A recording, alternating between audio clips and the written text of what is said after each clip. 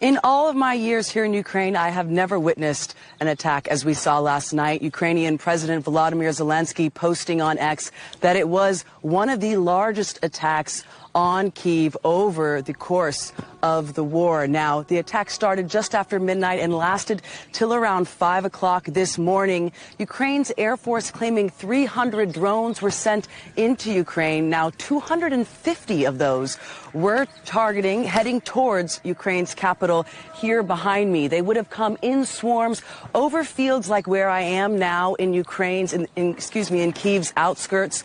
Ukraine's air defense would have shot many of them down in places like where I am now before they headed into the city. Now, you could see tracers flying through the sky, a relentless, unstopping drone after drone after drone. And then you heard, of course, the impact from some of those drones that made it through. Now, of course, Russia using a tactic of decoy drones to both confuse and to exhaust Ukraine's air defense. So while at first you could have heard many of them being shot out of the sky, after several hours you did begin to hear them hitting these targets.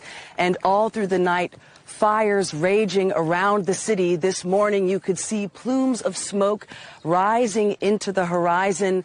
The city of Kyiv telling residents to close their windows and to stay indoors. And you saw videos on social media of small pieces of shrapnel and metal caught up in these smoke plumes. Of course, all of this comes on the heels of this prisoner exchange that took place yesterday after it was initially delayed, where both Russia and Ukraine exchanging prisoners of war. And while both sides might seem further than ever from peace, or at least a ceasefire after last night's attacks, of course, for those families, both on the Russian and Ukrainian side, having their loved ones back home, of course, means the world to them, whether they be living or dead.